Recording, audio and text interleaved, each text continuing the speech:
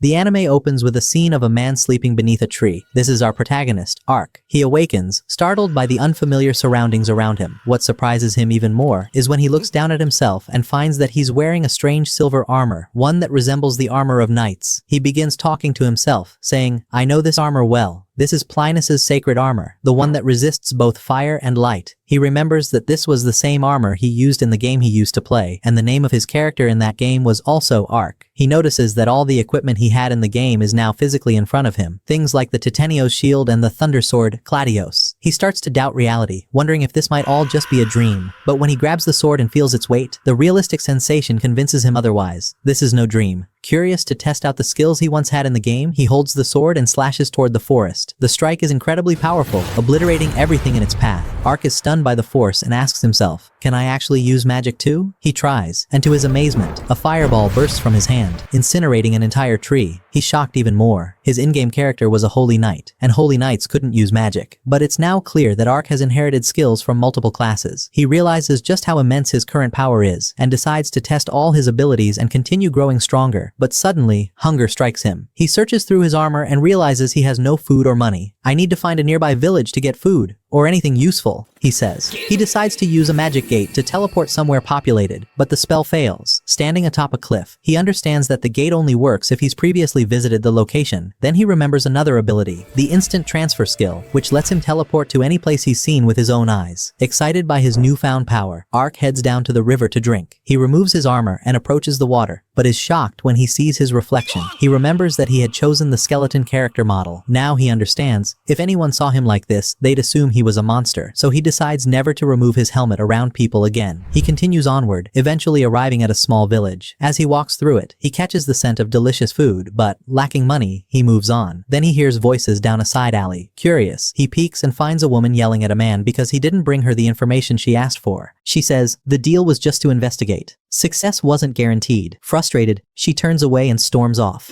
Ark smiles in surprise. He recognizes her. It's Elf. He rushes after her, but once he turns the corner, she's already gone. He suddenly finds himself standing in front of the Mercenary Guild, so he enters to ask for a paid mission. The clerk informs him that he needs a license first, but before that, he must pass a simple test. He must kill 3 targets. They can be monsters, wild beasts, or bandits. Ark agrees and heads off to complete the mission. He quickly defeats 2 beasts, leaving 1 target remaining. He hears something moving in the bushes, approaches, and sees a massive creature. Finally, a real monster, he says joyfully. With a single strike, he cuts it clean in half. He bags the corpses and keeps moving. While walking back, he hears more noise. A carriage under attack by a group of bandits with 2 girls trapped inside. One of the bandits approaches them, a malicious grin on his face. Ark hesitates. He doesn't want to kill humans, but then hears one of the girls scream as the man tries to assault her. In that moment, Ark appears behind the man and ends his life with a single blow. The remaining bandits freeze in shock at how quickly their leader was taken down. They try to flee, but Ark cuts one down and finishes off the rest effortlessly. He then approaches the 2 girls. The maid introduces herself as Rita and says the woman Ark saved is Lauren, of the House of Louvre. He asks them to change clothes while he finishes clearing the bodies. He looks over the scene and thinks to himself, I feel no guilt, even though I killed people. He burns the bodies and takes the loot. Soon after, Lauren returns in clean clothes and thanks him for saving them. She asks if he'd be willing to accompany them on the road, if he doesn't mind. He agrees, and they travel together. On the way, Rita asks for his name. He replies, I'm Ark. Later, Ark returns to the guild and hands in the corpses. The clerk is surprised by how fast he completed the task, praises his strength, and explains that he must collect soul stones from the monsters he defeats. These stones are used for magic and weapon crafting. The clerk gives Ark his license. Ark then heads to the inn, books a room, and orders food. He eats with pure satisfaction, holding a soul stone in his hand and thinking, this isn't just a game, this is a real world. He grows more excited for what lies ahead.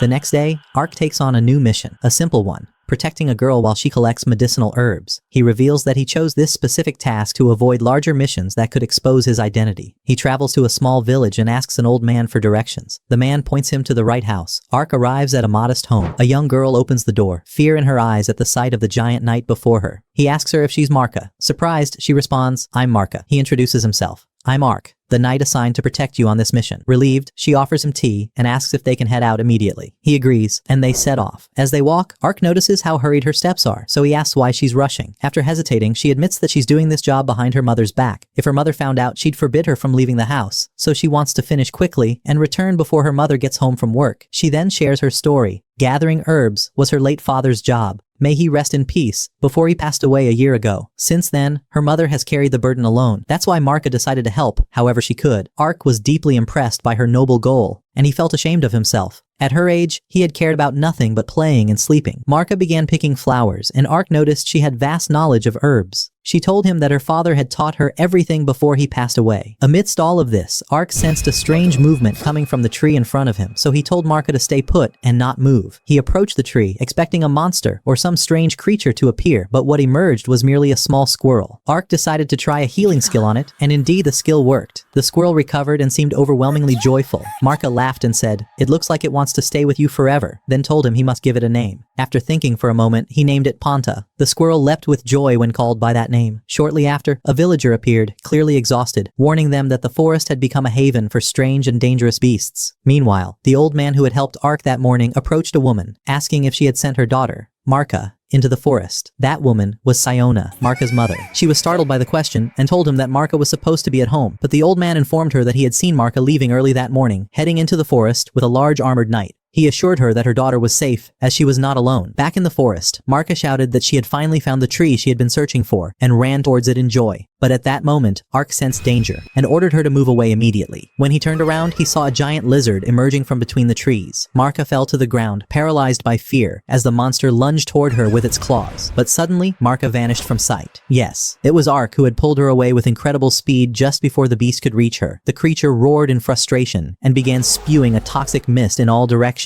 Ark used a teleportation skill and escaped with her to safety. From a distance, Ark watched the monster and muttered, "Even mid-level players would struggle against this one." The creature lashed out its tongue, but Ark deflected it with his sword. Suddenly, the monster disappeared and began moving in unpredictable patterns. Ark sensed that the next attack would be lethal, so he fully opened his shield and braced himself. The beast unleashed a terrifying attack capable of turning anything it touched into stone, but Ark blocked it with his shield and survived. The monster then followed up with a rapid series of ferocious strikes. At that point, Ark decided to use one of the Holy Knight's advanced skills. A strange light began to shine beneath the beast, and a massive golden sword emerged from the ground under its feet. With a single strike, the sword cleaved the monster in two. In the midst of all this, Ark noticed something odd. The strange bracelet on the creature's leg vanished the moment it died. Marka and Panta were amazed by what had just happened, and they rejoiced that the danger was over. But Ark looked uneasy. He told Marka not to speak to anyone about what had happened, as he did not want his identity revealed. She promised him she would keep it a secret. Then Ark noticed a large boar in the distance, and told Marka he would hunt it to offer the villagers as compensation. He charged off toward it. Later they returned to the village, and everyone was astonished by the size of the boar Ark had brought. Siona, Marka's mother, was among them. She ran to her daughter and embraced her tightly, saying she had feared something terrible had happened. Ark approached Siona and apologized for allowing Marka to leave without her permission. But Siona understood the situation. When she learned that her daughter had been helping her, she thanked Ark for protecting her. As the sun set, Ark bid farewell to Marka and her family and resumed his journey. That night, deep in the forest, we see a group of soldiers fighting a beast similar to the one Ark had slain. The battle was extremely difficult, and they barely managed to defeat it. The moment the creature died, the same strange bracelet Ark had seen before vanished. A blonde-haired soldier approached the commander and informed him that the battle had cost them many lives and injuries, and insisted he see something for himself. When the commander saw the corpse of the creature Ark had killed, he deduced that a single person must have defeated it in one blow. He was astonished and began to wonder, how could someone so powerful be in the same region as them? At that same time, we see Ark sitting in his room, eating with Panta, thinking to himself, starting tomorrow, I'll take on harder and more dangerous missions than before. Time passed. One night, Ark was walking inside a dark cave. Sounds of footsteps echoed, retreating, and frightened faces could be seen. In a single moment, Ark took them all down. They were a group of bandits, and this was a new mission from the guild to eliminate them. Amid the chaos, Ark noticed a strange curtain hanging inside the cave. He approached to see what was behind it, and was shocked to find a mountain of gold hidden there. He was thrilled at the thought of keeping it for himself, but what caught his attention even more than the gold were the open iron cages and empty food bowls scattered across the floor. He deduced that someone had been imprisoned here and had vanished, but he didn't care much, and began collecting the gold to continue on his way. Meanwhile, in an entirely different location, a magnificent palace stood. Inside, a man who seemed like a leader sat as his servant approached with a confidential report. The report stated that a mercenary squad had failed to kill Rowan, the daughter of the governor of Louvret province. It became clear that this man was the Marquis, the governor of Dento province, and he was the one who had orchestrated the attack on Lauren. The Marquis was shocked and said, "How does an entire mercenary squad fail against a mere girl?" The servant replied, "All the guards were killed, but it seems another mercenary crossed paths with them by chance and eliminated them." The Marquis grew furious and shouted, "One man? How is that possible? He asked about the beasts they had brought from the Eastern Kingdom, only to be told both were dead, as they were still in the testing phase. Then he inquired about Prince Dacarius and why he was targeting Louvret province. The servant explained that a major conflict was brewing between the Eastern Kingdom and the Western Kingdom, and that their Northern Kingdom had two princes, Siket and Dacarius. Dacarius was receiving support from the Eastern Kingdom, while Louvret province was aligned with Siket, who in turn was backed by the Western Kingdom. If the Western Kingdom discovered their ties to Dacarius, they would destroy them instantly. The servant then spoke about a new product they were about to distribute on the market, and warned the Marquis not to attract the attention of Princess Uriana. Finally, when asked about his son, the servant revealed that the Marquis's son had personally gone to oversee the product's distribution. Back to Ark, he was leaving the cave with his friend and the friend's daughter, carrying a bag full of gold. Suddenly, he was attacked by a swift sword strike, but Ark dodged it effortlessly and prepared for the second blow, which he blocked with his sword. When he looked ahead, he was stunned. It was the same elf he had seen earlier in the city. She spoke to him with hostility, demanding that he return the children he had kidnapped. It seemed she believed him to be one of the bandits. Ark tried to explain, "Wait, there's been a misunderstanding." But she snapped back, "I will never speak to a filthy human like you, especially one who preys on others." Just as she was about to strike, she suddenly froze upon seeing Panta. She whispered in disbelief, "How can a spiritual creature be with a human?" Ark was surprised and said, "A spirit creature? How? It's well known that spiritual beings are incredibly rare, and it's even rarer for them to approach humans willingly." At that moment, the elf explained to him that Pont chose to accompany him after Ark saved his life. Realizing that Ark had not lied, she apologized for attacking him. Ark accepted her apology and asked why she was in that area. She told him that a group of bandits had been kidnapping elf children and selling them as slaves. Ark then remembered the cages he had seen in the cave and told her that he hadn't found any children inside them. The elf concluded that she had arrived too late. Ark offered to help her, but she refused, saying, "This is our problem. We don't need help from humans." Her deep hatred for humans was obvious. She turned and left, while Ark stood there, lost in thought. That night, we see him sitting in his room eating and saying to himself, "I have to help her, no matter what." The next day, Ark entered the elves' forest, searching for the girl he had met the day before. Suddenly, he heard the scream of a young girl. He saw her running, and behind her was one of the bandits, grabbing her by force and shouting for his leader, who turned out to be Olden, the son of the regional governor himself. Olden was furious that they had only captured young girls. He drew his sword and said to the girl, "If you don't humiliate yourself before me, I'll hurt you." She begged and apologized, but he still slashed her with his sword while laughing. He then ordered his men to carry her to the cart. Ark had been watching everything from behind the trees. He was about to step in when suddenly the elf from yesterday appeared, and in one strike, she took down two of Olden's men. She shouted in anger, "I will kill you one by one." One of Olden's followers screamed, "She's a dark elf. Her price is incredibly high." They began to move toward her to surround her, but as soon as one got close, she severed his hand before he could touch her. A fierce battle began. She started killing them one after another, but Olden grabbed another young girl from the cage, pointed his sword at her, and threatened the elf, causing her to freeze to protect the children. Olden laughed, thinking he had won, but at that moment, Ark appeared behind him without any warning. He said to the elf, "I'm sorry, I can't keep my promise to stay out of this." Then he struck Olden so hard that he collapsed unconscious. The threat was over. The elf moved swiftly, and within seconds, the two of them eliminated the rest of the group. Then they rushed to the children to make sure they were okay, only to notice magical collars around their necks. Ark asked her about them, and she told him that these collars prevent them from using magic, which is why they couldn't escape. He asked if she could remove them, but she said no, as the enchantments were far too complex. Ark then used his curse-breaking magic and succeeded in removing the collars. The elf was astonished by his abilities, but the greater surprise came when he healed the injured girl using healing magic. In that moment, she realized that Ark wasn't just any knight. He was incredibly powerful. After freeing the children, the elf summoned her magical bird and sent a message to her tribe, asking them to come collect the children. Indeed, two elves arrived, took the children, and left. Then the elf asked Ark, "Who exactly are you?" She told him, "You possess unnatural magic and skills." Ark smiled and replied, "I'm just a warrior, and this bird is my travel companion." It was then that we learned the elf's name, Arya. She was one of the warriors of the elven tribe. She thanked Ark for everything he had done.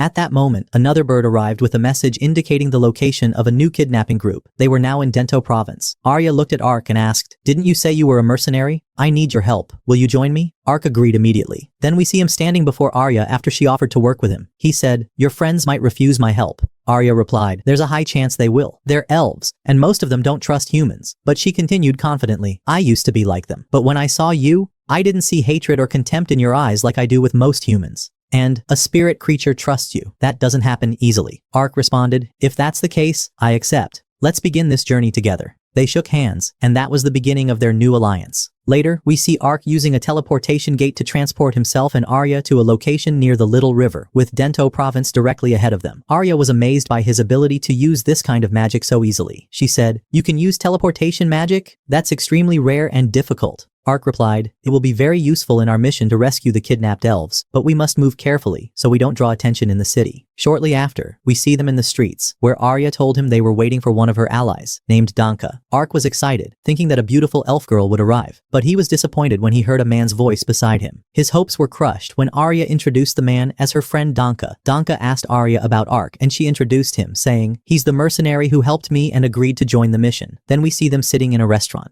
Arya offered food to Ark, but he refused, even though he was hungry, because he couldn't remove his helmet. If he did, they would discover that he was a skeleton. Arya later told him that Danka wasn't just a friend, but also a warrior from her tribe. However, Danka seemed uneasy about Ark and talked a lot about irrelevant things. Arya tried to calm the situation and told Danka, "Ark is very powerful, and he can use teleportation magic." Danka was surprised, especially when he saw Pont and realized Ark had a spirit companion. That's when he started to believe Ark could be useful. He then asked Arya where the girls were being held. She replied that they were in the entertainment district, but since it was very active at the moment, they would wait until nightfall to move. Ark told them he would run some errands and return within an hour. He then took Ponta and set off. After his departure, Danka said to Arya, "I'm surprised you placed your trust in a stranger." She replied frankly, "If it weren't for Ark, I would be broken now. At this point, I see myself as a failed warrior. I'll never be like my sister even." Danka responded, "Even is indeed strong and would have finished the mission quickly, but this isn't the time for comparisons. With time and experience, you'll become like her, even stronger." Then he asked, "Can we really trust that man?" Arya looked at him with confidence and said, "Of course we can." Meanwhile, Ark had sold the loot he obtained from the gang, bought food with the proceeds, and chose to eat alone so that he wouldn't have to remove his helmet in front of anyone. We then moved to the prison where the elf girls were held. One of the guards informed his comrades that the delivery had been scheduled. They would hand over the girls the next morning. But one of the girls stood and declared, "Someone will come to save us, and when they do, all of you will be as good as dead." The guards mocked her and laughed, dismissing her words as nothing more than a fantasy. Night fell, and our team began to move, unaware that someone was observing them from a rooftop nearby. They reached the back entrance of the place, only to find it guarded heavily. Ark suggested using teleportation magic, but Arya warned him that the light might attract attention. However, Ark surprised them by using a short-range teleportation technique, allowing them to enter undetected. They moved cautiously inside the building and entered one of the rooms, where they found corpses and fresh bloodstains, clear evidence that someone else had been there before them. They decided to split up to find the children more quickly. Ark entered another room and found it filled with corpses as well. Suddenly, a weapon was thrown at him. It turned out that the one who had been watching them was a ninja girl. Ark noticed that she had a tail and ears like a cat's and immediately realized she was a ninja from her style. The girl was startled that he had seen through her and was about to attack him, but she stopped when she saw Ponta. She said, "It's impossible for someone with ill intentions to be trusted by a child with such innocence." They began talking, and she told him she was also there to save the girls. She informed him that the captives were being held in Elbow. Before leaving, she handed him some documents and said, "These will be useful. Also, there's an important piece of information. 2 elf girls are being held in the governor's mansion." The ninja left, and Ark opened the documents, only to be shocked. They were slave purchase records, and the name of Governor Dento was listed among them. He returned to Arya and Danka, showed them the papers, and said, "The girls are in Elboa, and 2 others are in the governor's mansion." Arya asked him, "Where did you get this information?" He kept the ninja's secret and said he had interrogated one of the guards. Then he asked, "What's your plan?" They replied, "We'll free the children first, then head to the governor's mansion." In the middle of the conversation, a guard entered and asked, "Who are you?" They tried to fight him, and Kree used fire magic to kill him. They moved toward the place where the girls were being held, killing anyone who stood in their way. They opened the cell, and Arya reassured the girls before they began escorting them out. Thus, they completed the first mission. Ark used teleportation magic to transfer them all outside the city. He noticed magical collars around the girls' necks and used curse removal magic to break them. Danka was stunned and said, "You can use curse removal magic that easily? No one can match you." Afterward, they agreed that Danka would take the girls to a safe location, while Ark and Arya would head to the governor's mansion to rescue the others. Ark then used instant teleportation and brought Arya with him to the mansion. At that moment, the ninja stood at a distance beside someone and said, "That knight understood what it means to be a ninja. I have a feeling we'll meet again soon."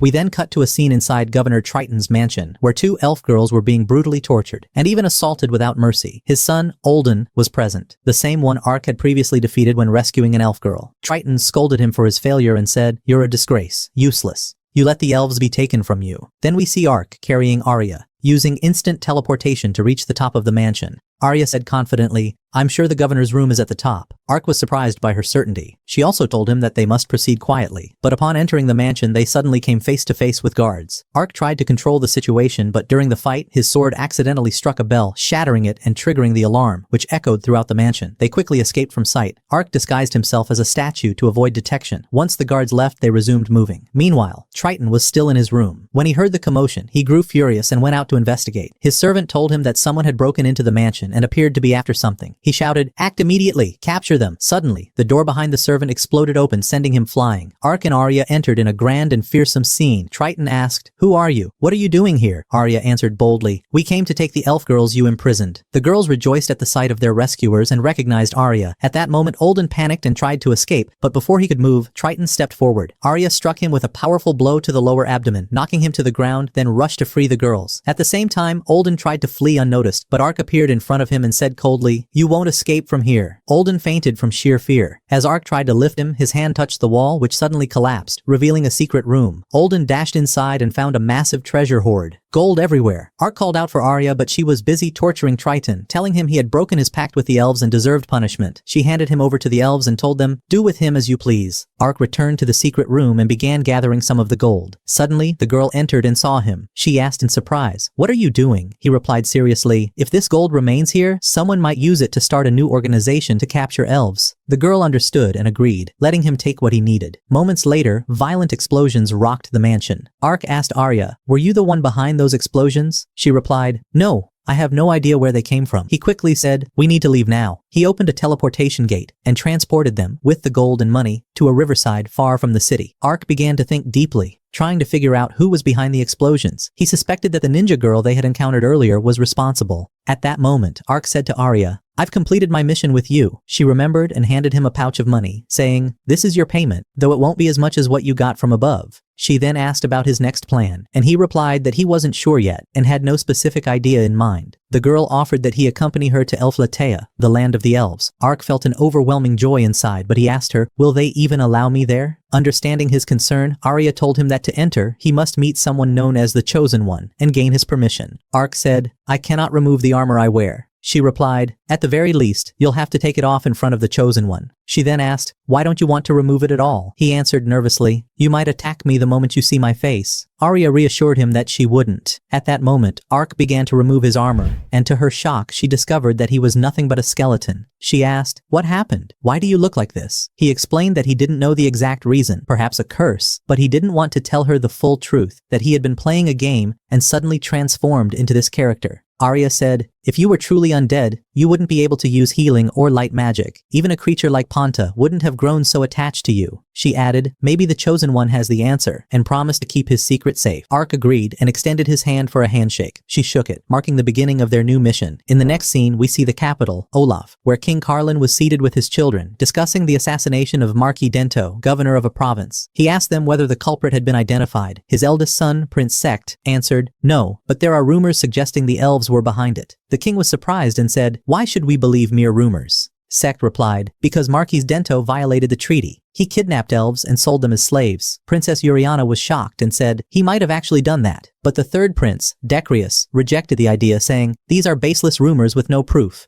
and grew angry that his brother was doubting the Marquis. "It is inappropriate to question the nobility of the kings based on empty talk," he said. The king ordered them to calm down, adding, "No accusations without evidence. We must launch a thorough investigation." Decrius showed discontent at the decision, while Uriana said, "If these acts prove true, then the treaty with the elves will be broken, and this will affect our relationship with both the elves and the other kingdoms. We must act swiftly and begin negotiations before the situation worsens." The king ordered her to travel in person to start negotiations with the elves. At the same time, Ark and Arya were on their way to Elfland. As night approached, they were forced to camp by a river. They began fishing to prepare food, and the night passed peacefully. Elsewhere, Princess Uriana appeared upset. Her maid asked, "What's bothering you?" Uriana replied, "I'm sure my brother Carius is involved in the elf trade, and I believe Sect knows and won't stay silent." The maid responded eagerly, "If he falls, then only you and Sect remain for the throne." Uriana grew angry and said, "Don't speak like that in front of me again." She added, "We must focus on our mission. Our next stop is Limbot City, where our sister Syriana is married. I truly long to see her." Meanwhile, Ark and Arya finally arrived in Elfland, specifically the village of Latoya, one of the main elf settlements. Ark stood in awe at the massive, artistically carved wooden gate.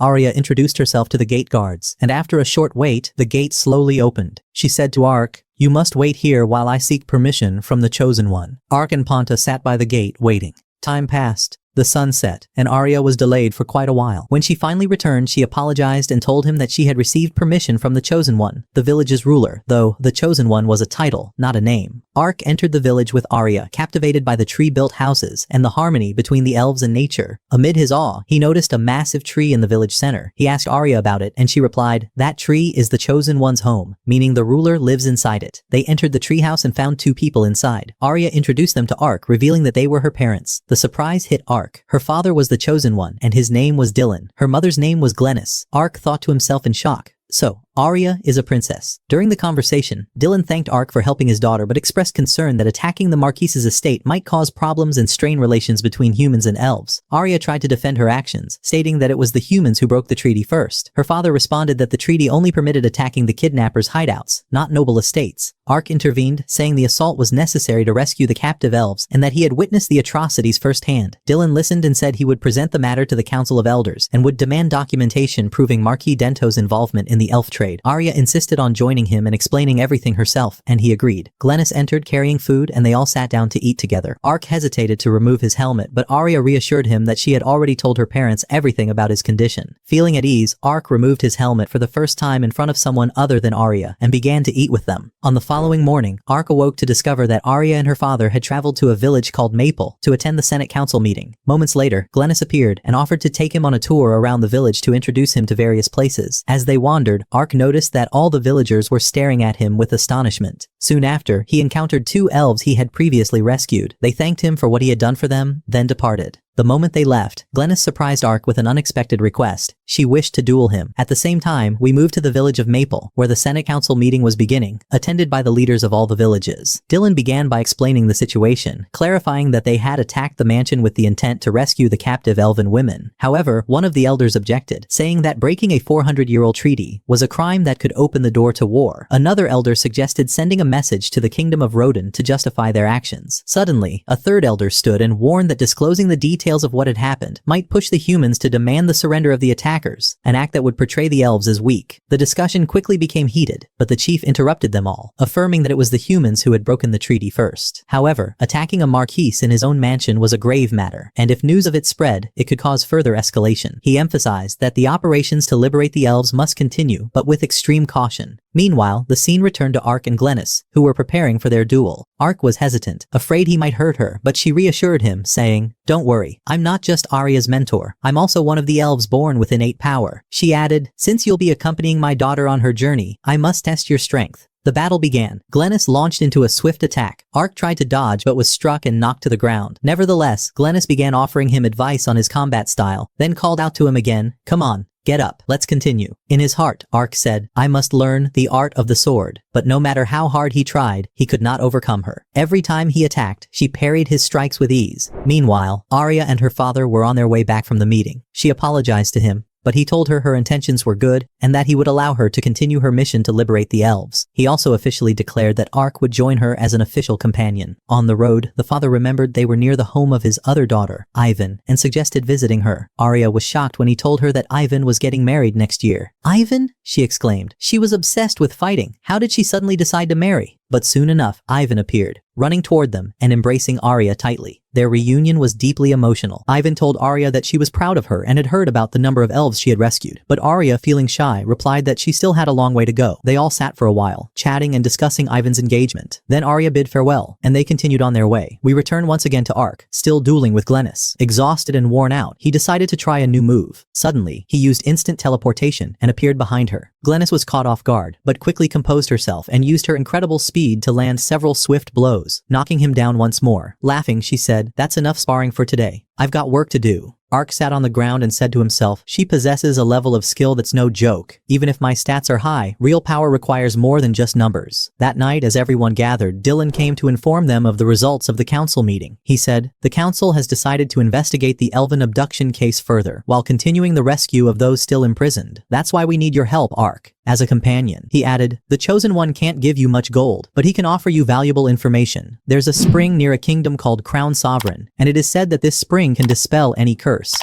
Ark asked about the location, and learned that Crown Sovereign is a vast forest where giant trees grow, and where the Dragon Lord, the most powerful type of dragon, resides. Because of its presence, humans avoid the area. Ark asked, then how will we enter? Arya replied that the elves might request permission to enter, and if granted, she would accompany and assist him. Ark smiled and said, I would be honored to defend you with my sword. Later that night, as Ark lay in bed, he began to reflect on the curse that afflicted him. Could it be? I'm truly cursed? He wondered. He decided to try a curse-breaking spell, casting it on his hand. To his shock, his hand transformed into a human form. He stared at it in disbelief, but it didn't last long. Soon, it reverted to its skeletal form. He kept trying, again and again. Each time, the hand returned to bones. At that moment, a serious doubt began to grow in his mind. Is my body really under the influence of a powerful curse? The next morning, Ark and Arya set off on their new journey, heading toward Olaf, the capital of the kingdom, to continue the investigation into the elven smuggling case. Ark recalled what happened to him the night before, and he was nearly certain that this was a regenerating curse, a curse that would reset itself no matter how many times he tried to dispel it. Arya noticed his silence and asked, What's wrong? He replied, It's nothing, everything's fine. Moments later she told him they were about to exit the forest. Once they emerged, they were shocked to see giant insects charging at them. Ark began running away like a little child, screaming and laughing. A short while later they were sitting in a small restaurant. Arya teasingly asked him, Are you afraid of bugs? He replied, Of course I'm afraid, especially when they're that big and chasing me. She then opened the map and began explaining the route they would take the next day. She said that people usually go around the forest and rent carriages, but they had decided to take the shortcut, going straight through the heart of the forest. Ark agreed, determined to reach their destination quickly and rescue the imprisoned elves. At that moment, the elderly woman who owned the restaurant was listening to them. She approached and warned them that the forest had become extremely dangerous, and that the last 10 people who entered it had been attacked. Arya tried to hide her concern, but Ark reassured her, saying they had to cross the forest to free the imprisoned elves, and that the monsters would pose no obstacle for them. We then shift to where Princess Uriana was, as she was leaving in the royal carriage headed toward the city of Limblot. Meanwhile, a masked figure stood atop a distant tower, silently watching her, his face hidden. Back to Ark and Arya, they walked through the forest until they reached its center, the area rumored to be where monsters typically appear. Ark asked her what she was thinking about. She replied, The wolves the old woman spoke of are called the haunted wolves. Their tails are incredibly soft and are used as wedding gifts. My sister's getting married soon, and I want to get one of those tails as a gift for her. Amid this conversation, they both sensed something moving around them and immediately prepared for battle. A wolf lunged at Ark, but with a single strike he split it in half. To their surprise, the wolf vanished. It had been an illusion. The rest of the pack appeared and attacked Arya, but they too turned out to be illusions. Ark began to remember that this type of wolf relied on deception and illusion, attacking in groups under the leadership of a highly intelligent alpha. He tried to counterattack, but the number of wolves kept growing wildly, and the illusions wouldn't stop. At that moment, Arya launched a fireball at one of the wolves, but when more came, she drew upon the power of earth and, in a single blow, wiped out all the surrounding beasts. Ark was amazed by her strength and thought to himself that she truly was a skilled warrior. He then realized that the only way to win was to kill the alpha. He looked up and saw the alpha wolf standing on a distant cliff. Ark used his teleportation technique to instantly appear beside it and tried to strike. But the wolf dodged. He noticed a familiar bracelet on the wolf's leg, the same kind he had seen before on the lizard monsters.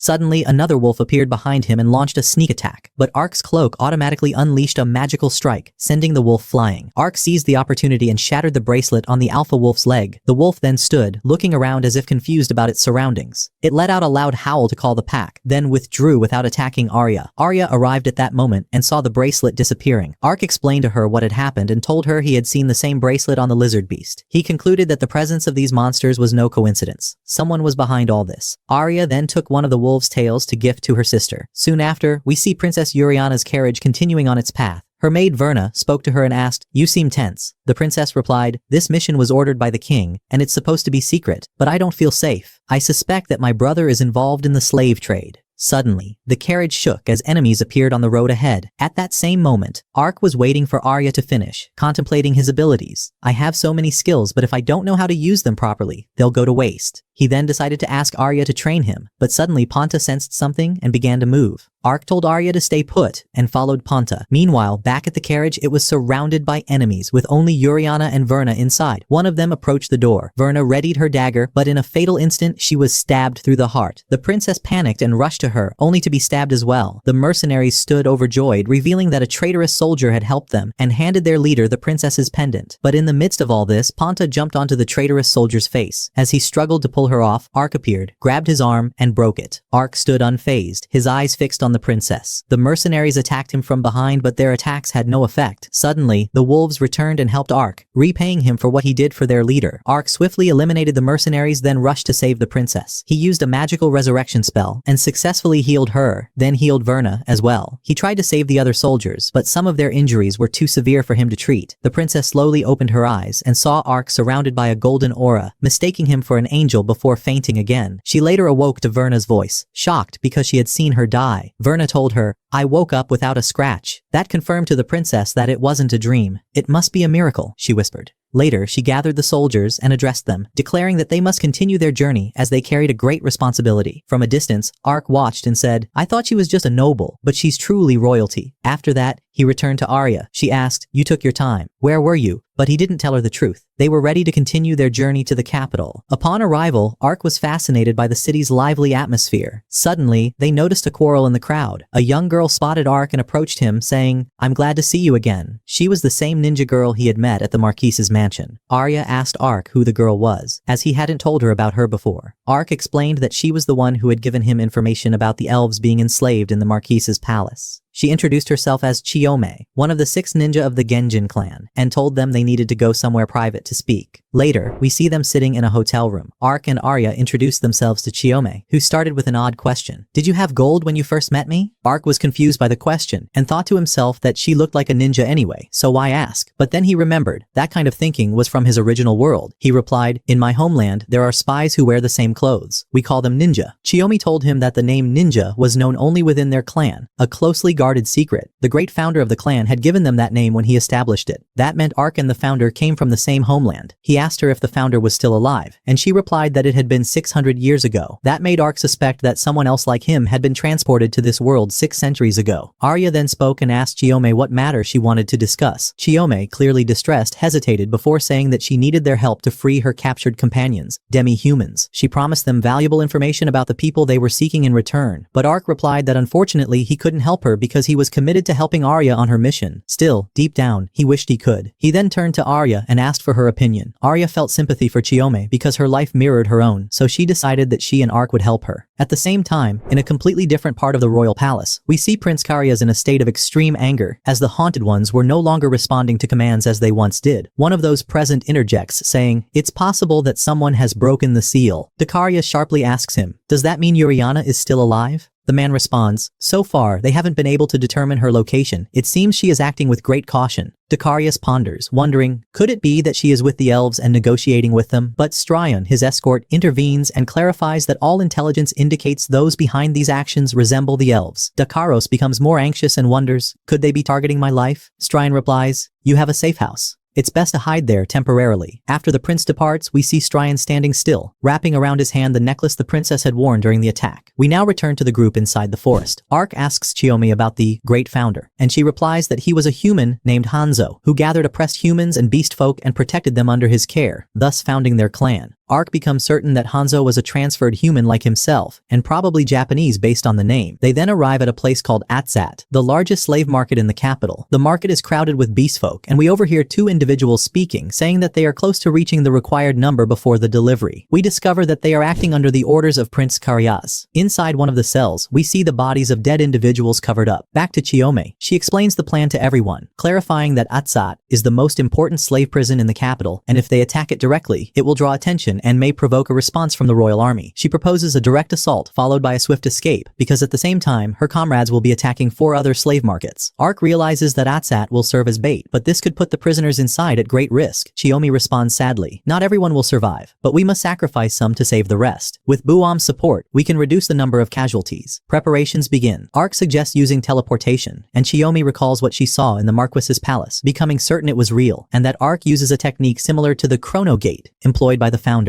Ark asks her about the story, and she excitedly replies that this is the exact same technique the founder used. Ark tells her it's just a spell, and that he only uses it to rescue the prisoners in Atsat. Chiyome informs her comrades and moves to alert everyone that the attack will be tonight. We move to Ark and Aryani as they prepare and go to eat. Then we see them at night in the forest with Ark wearing a mask for disguise. Chiyome arrives with a member of her clan named Gali, and she tells them he is one of the 6 ninja. Ark is surprised by the name, as he recognizes it as the name of a famous ninja from his world. He asks Chiyome, "Is your real name Chiyome?" She replies, "No, that's just a title among 6 titles granted to the most talented in the clan." Ark becomes certain that Hanzo came from his world, since he used famous ninja names as titles. The attack begins. Ariani and Chiyome strike from the back gate, while Ark and Gali head to the front gate to distract the guards. The guards spot Ark and Gali and warn them not to come closer. Suddenly, one of them charges and breaks through the gate. Ark begins the assault using earth magic, hurling massive boulders at the guards. Gali uses the iron oxidation technique that breaks every weapon it touches. Then they perform a joint attack, where stone spikes erupt from the ground, piercing through the rocks and destroying the area completely. At the same time, Ariani and Chiyome enter from the back gate, which is unguarded because the soldiers are occupied with Ark and Gali. Chiyome has the key and easily opens the door, and they enter quickly and carefully to reach the slaves. But 2 soldiers notice them, and Chiyome uses one of her skills to kill them in a single strike. The sound of battle reaches another group of guards who rush toward the source, but Ariani activates her flame-enhanced sword and swiftly kills them. They begin descending the stairs to where the slaves are held. Chiyome introduces herself as a member of the Genshin clan and opens the cells for the slaves to escape. Some guards appear, but Ariani gives them no chance and kills them instantly. At the same time, Ark and Gali emerge from the rubble of the destroyed building and meet up with Chiyome and Ariani, who inform them that they've freed all the slaves except those in the back building. Ark says that reinforcements are approaching, so Gali decides to stay behind to delay them and asks Ark to move forward with Chiyome. Ark, Marcotte, and Chiyome enter the building, fighting off anyone in their way until they find a strange door leading to an underground tunnel. They descend and reach the cells, beginning to free the slaves. Chiyome pauses before a particular cell and feels something strange, a foul stench emanating from within. When she enters, she finds the cell filled with the corpses of her own clan members. One of the female prisoners tells her that the sick and wounded are not sold and are left to die here. Chiyome is deeply affected and apologizes for being late, but Ark comforts her, saying, "We must first move the others to a safe place before reinforcements arrive." At that moment, Ark's prediction comes true, as we find Gali standing at the prison entrance, holding off the reinforcements alone. Then Ark uses his teleportation magic to transport the slaves group after group until all are relocated. After the evacuation is complete, Ark tells both Ariani and Chiyome that he will leave the slaves under their protection and go to end this chaos himself. He then reaches Gali and sees that the guards are stunned by his strength, but Gali looks exhausted. Gali says, "Everyone inside is now free." Then the two fight side by side, launching a joint attack that destroys the entire area. As the battle rages, they use the teleportation gate and return to Ariani, Chiyome, and the rest of the freed slaves. Chiyome is surprised when she sees that Ark brought with him the bodies of her fallen clanmates, and a sorrowful scene begins as they perform the cremation rites with utmost respect. After some time had passed, the scene shifts to Dicarius, who appeared consumed by fury due to the complete absence of news and the lack of any updates. He decides to act himself and investigate the situation, but just as he stands still, he is taken by surprise when he is suddenly stabbed by his trusted servant, Sterion. Dicarius collapses to the ground, stunned and unable to comprehend what had just happened. In a trembling voice he asks, "Why did you do this?"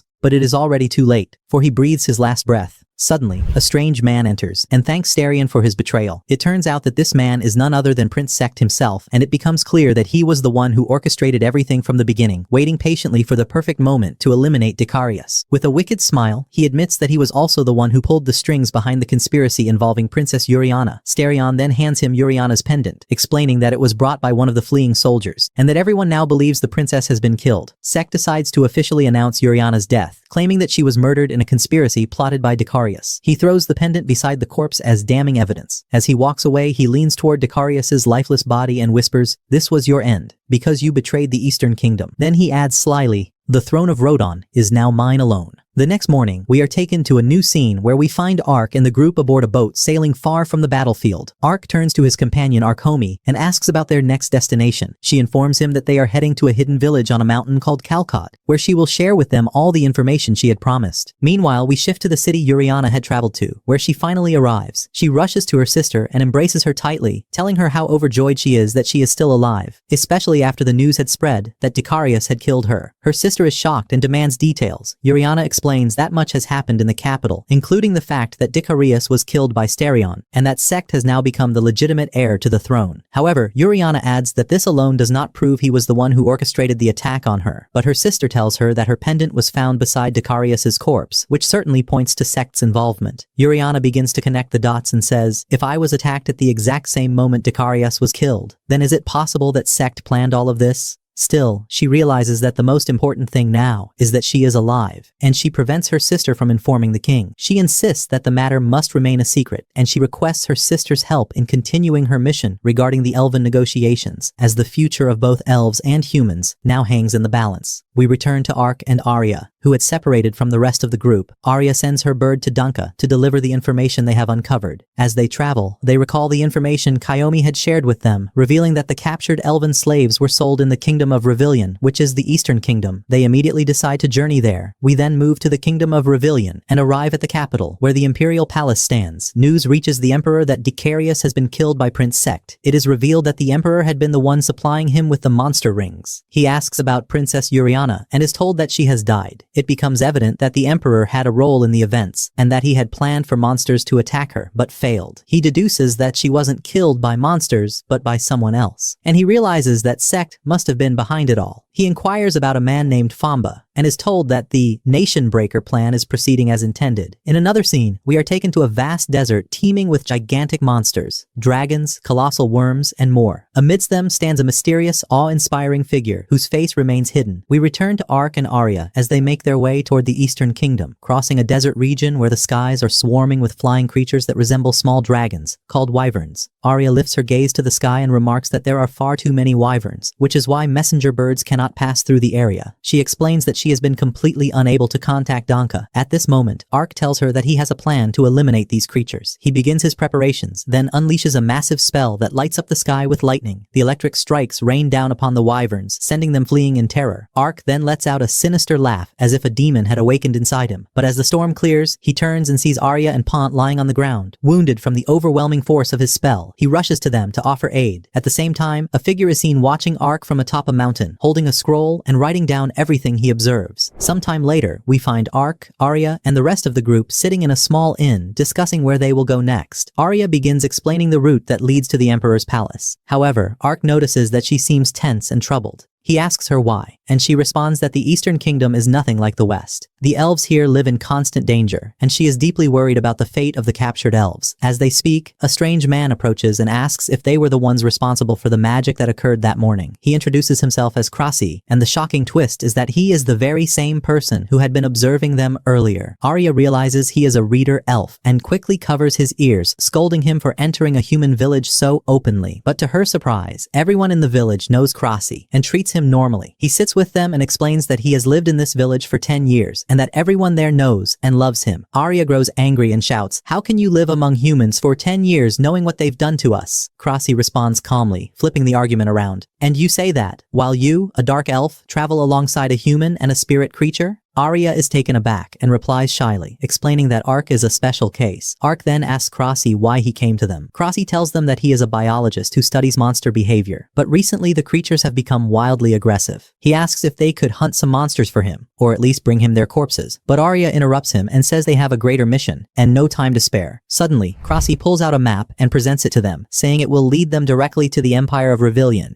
Arya, surprised, looks at him and asks, "Were you eavesdropping on us or something?" But Ark quickly interrupts her and says that this map will be extremely useful to them. Krasi also promises to give them a copy of his research book on the monsters. Ark becomes visibly excited, glancing at Arya with a childlike look in his eyes, and asks her if they should accept the mission. Instantly, she agrees. Krasi informs them that he will wait for them at the village gate in the morning. As night falls, we see Ark and Arya alone together in a room. Arya sits in silence, reflecting on the idea of how elves and humans could ever coexist. The night passes and dawn breaks. They meet Krasi, apologize for the delay, and begin the journey. They ride in 2 carriages, but Arya grows uneasy and complains about the smell. Krasi reveals that the carriages are carrying monster corpses. They are using them as bait to lure the sandworm. Ark, curious, asks for more details about the monster they're hunting. Krasi explains the worm is 5 meters long, hides underground during the day, and emerges at night to hunt. Its weakness is fire, and it typically appears in wyvern-inhabited areas. As he finishes explaining, Arya notices that the other carriage has vanished. Suddenly, a gigantic sandworm bursts out from beneath the earth. It's nearly 30 meters long. Ark is stunned and says he's never seen a creature like it before. Arya sees that the other carriage has been destroyed, and that the man inside it is injured. She immediately launches a fire attack at the worm, but it has no effect. The worm charges at them, but Ark jumps in at the last second, grabbing the beast with superhuman strength and slamming it into the ground. At the center of the worm's body, they notice what looks like a ring. When Ark defeats the creature, the ring disappears. They take the monster's body back to the village. Crossy gives them the map and the research book, thanking them for their help. Arya looks at him and asks, "Why do you live among humans?" Crossy answers simply, "Because I love them." He continues saying that people who've never lived among humans often have a negative perception of them, but those who truly know them can see another side entirely. He adds, "I believe that one day, elves and humans will live together in peace." Arya shakes her head and replies, "That's nearly impossible." But Crossy surprises her, saying there is a city called Lambra, where the ruler married an elf woman. Arya gets flustered and assumes he's suggesting she should marry a human, but Crossy quickly explains that the elf woman had been a worshipper and the ruler saved her life. That's how their love story began. Arya falls silent. The group bids Crossy farewell and continues on their journey. Later we see Ark and Arya standing in front of a large gate, the entrance to the city of Kaisk, which lies on the border between two nations. Officially, they have now entered the Eastern Kingdom. The moment they arrive, they notice heavy security throughout the city, which makes sense given its location. Arya realizes that finding information about the elves here will be far more difficult, so they decide to split up and search separately, agreeing to meet again at sunset. Each of them sets off through the city, gathering what information they can. Ark continues asking around until sunset. Sitting down to collect his thoughts, he recalls that he heard about a fortress in the east that emits strange noises at night. He also learned that monsters have started appearing at the city's edges and that there have been numerous disappearances lately. However, there's still no information about the elves. He decides to meet up with Arya, but suddenly he hears a scream. He rushes toward the sound and finds a girl being cornered by a group of men. One of them tells her they're going to take her to her friend and moves to attack. Just then, Ark appears and grabs his hand. The others try to fight Ark, but in a matter of seconds, he defeats all of them. The girl runs to Ark and hugs him tightly, trembling with fear.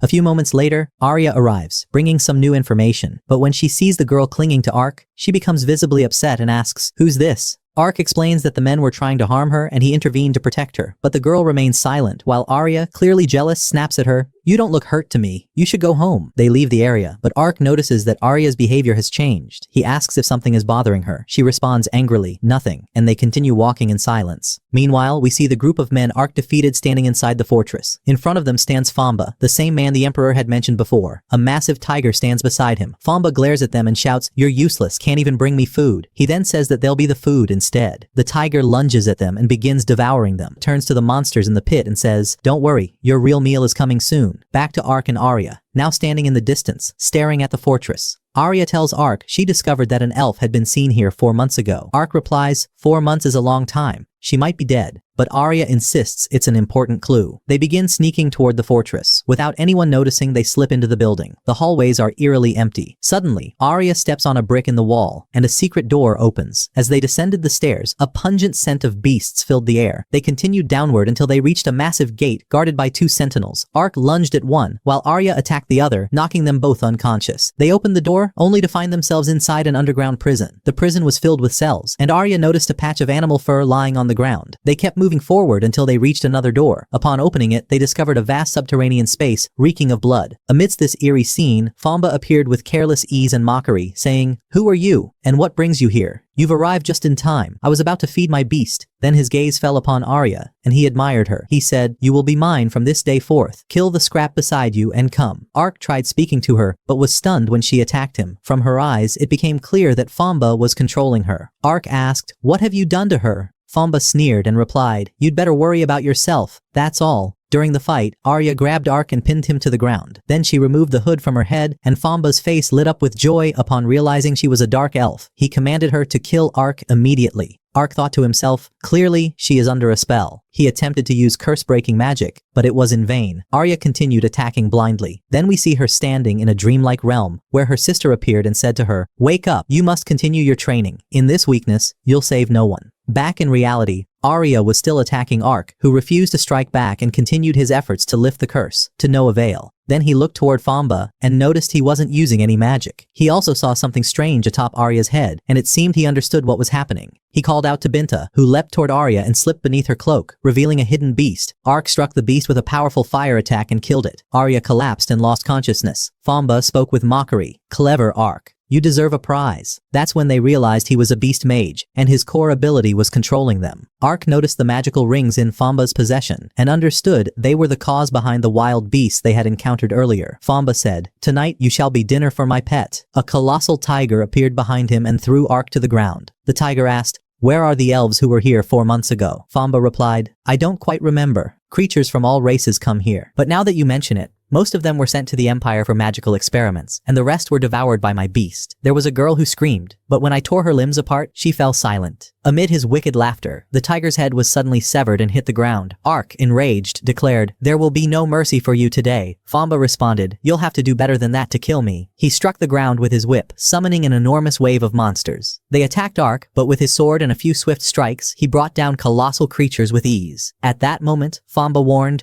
"Watch your friend." Ark turned toward Arya and saw a monster attacking her. But suddenly, a water spell enclosed the beast. Chiyomi had appeared. Ark was surprised and asked, "How did you get here?" She replied, "Arya knew, but she didn't tell you." That's when Ark realized it was Chiyomi who had provided Arya with the information. Meanwhile, the entire place began to shake. Famba laughed and said, "Finally, the feast has awakened. You're late." Then he sought to show them his masterpiece as the ground around them began to collapse. Ark tried to pursue Famba, but Chiyomi called out, "We must save Arya first." Ark carried her, and with Chiyomi's help, used teleportation magic to escape before the area crumbled. They emerged on the surface. When Ark looked ahead, he was shocked. The legendary beast Hydra had awakened, a massive creature with 5 heads, and it was clear that tremendous destruction was imminent. Later, we see Ark and the group after escaping, with Chiyomi standing before the beast, unable to believe that a human could control such a creature. Ark looked at Hydra and noticed 5 magical rings affixed to its body. Chiyomi said, "We must prepare ourselves well before confronting it. This beast is no ordinary foe." They decided to retreat, but unfortunately Hydra noticed them and stared with a terrifying gaze. Ark quickly warned them and said to Chiyomi, "We must be extremely cautious."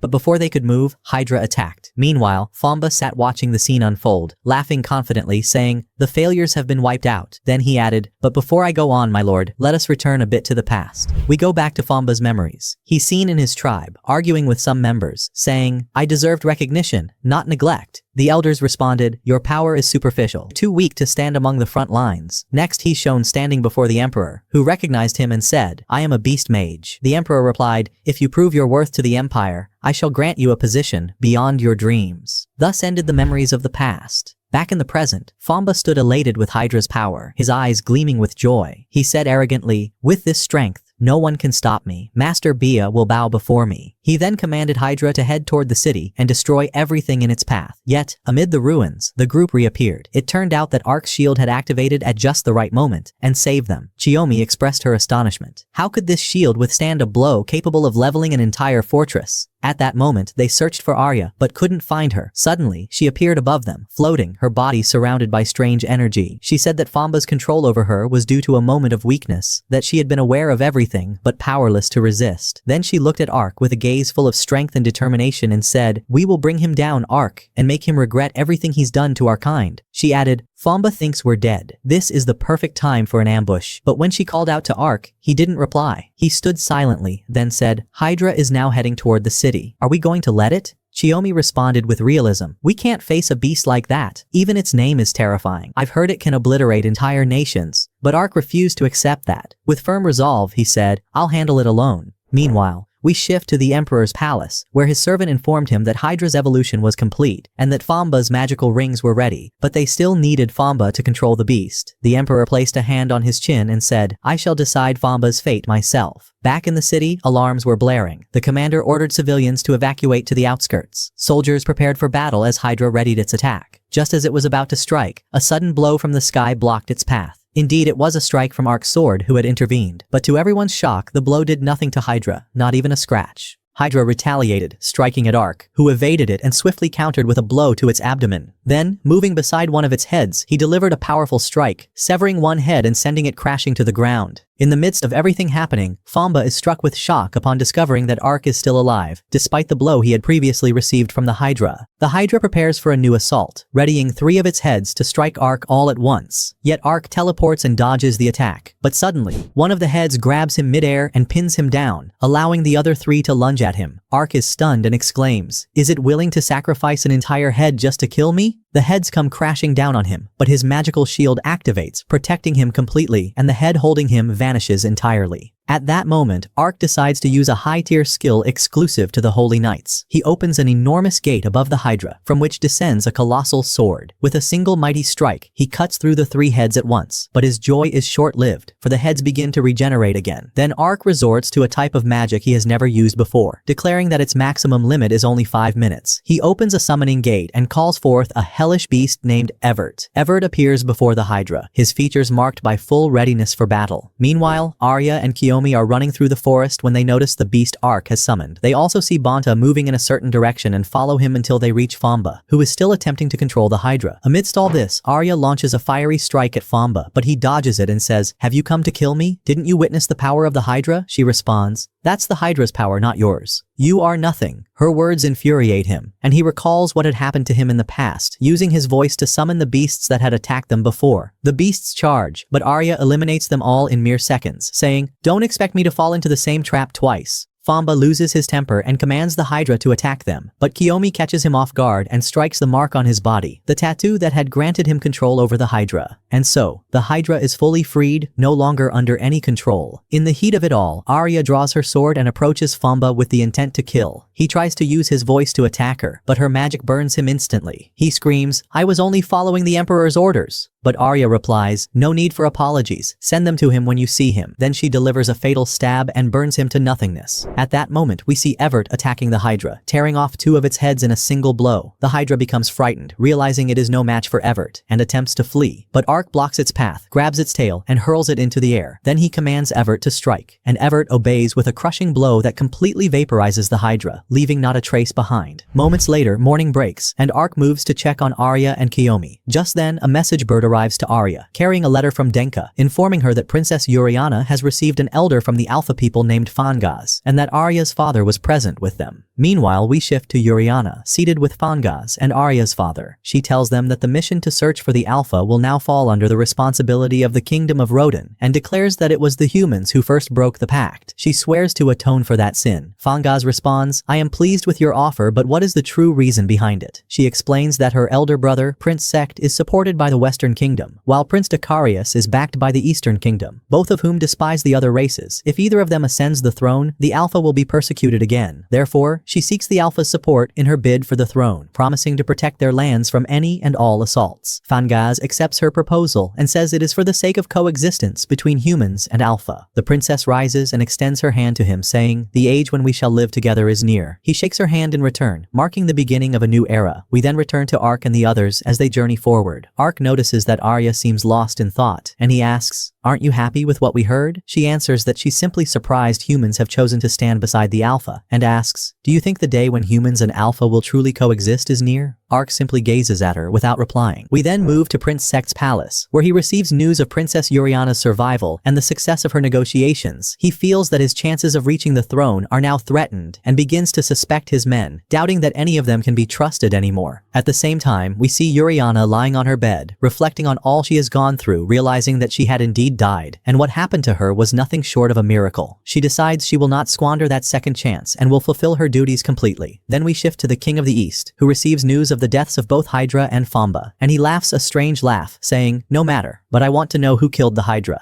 Finally, we see Ark walking with Kiyomi and Arya, saying that he can now return to his simple duties. But the two look at him and say, "You just killed a legendary beast. How can you say that?" Ark removes his mask, prompting Kiyomi to hide behind a tree in utter shock, while Arya laughs and says, "I've never seen you without the mask before." Ark laughs as well and asks her, "What will you do after your return?" Implies that she will take the crown prince to the spring to begin lifting the curse. Ark then remembers that he too bears a curse and must go to the spring for healing. After that, he asks Kiyomi if he may visit her clan. Still hiding, she replies, "All right." And it seems they are heading to Dinha, my friend. And thus, the first season of the anime arc comes to an end. If you enjoyed it, let us know in the comments. Don't forget to hit the like button to support us in continuing to produce new videos. Subscribe to the channel so you never miss an episode, and activate the notification bell to be the first to watch the upcoming ones.